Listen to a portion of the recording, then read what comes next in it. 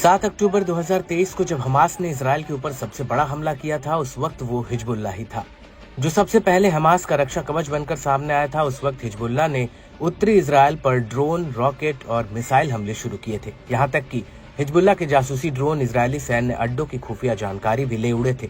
हालांकि उस वक्त इजराइल सिर्फ हिजबुल्लाह के हमलों को रोकने के लिए जवाबी हमला कर रहा था, लेकिन 27 सितंबर 2023 को आईडीएफ ने लेबनान की राजधानी बेरूत पर 80 टन से ज्यादा के बंकर रोधी बम गिराए थे और इस हमले में हिजबुल्लाह प्रमुख हसन नसरल्लाह की मौत हो गई थी।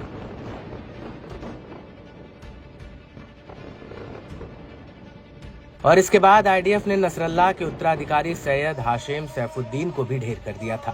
और इसके बाद 1 अक्टूबर 2024 को आईडीएफ हिजबुल्लाह पर जमीनी हमला करते हुए लेबनान में घुस गई थी, लेकिन 27 नवंबर 2024 को इजरायल और हिजबुल्लाह के बीच युद्ध विराम भी हो गया था।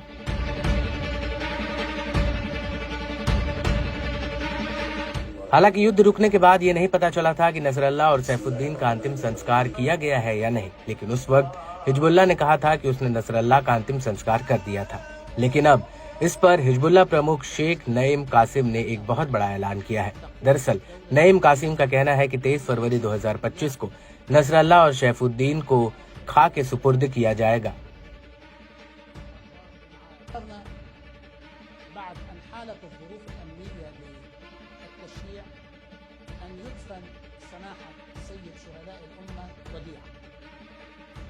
وبعد أن دفن وديعة كل هذه الفترة ارتأينا أن نختار يوم 23 إشباط।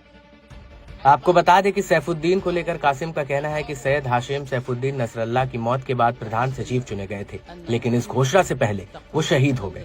लेकिन इस सब के बीच बड़ी बात यह है कि हिजबुल्लाह प्रमुख ने इस अंतिम संस्कार समारोह के लिए हम अपनी प्रतिज्ञा पर कायम है का नारा भी दिया है। कासिम का कहना है कि नसरल्लाह और हाशिम सैफुद्दीन के अंतिम संस्कार वाले दिन हमने इस नारे को चुना है।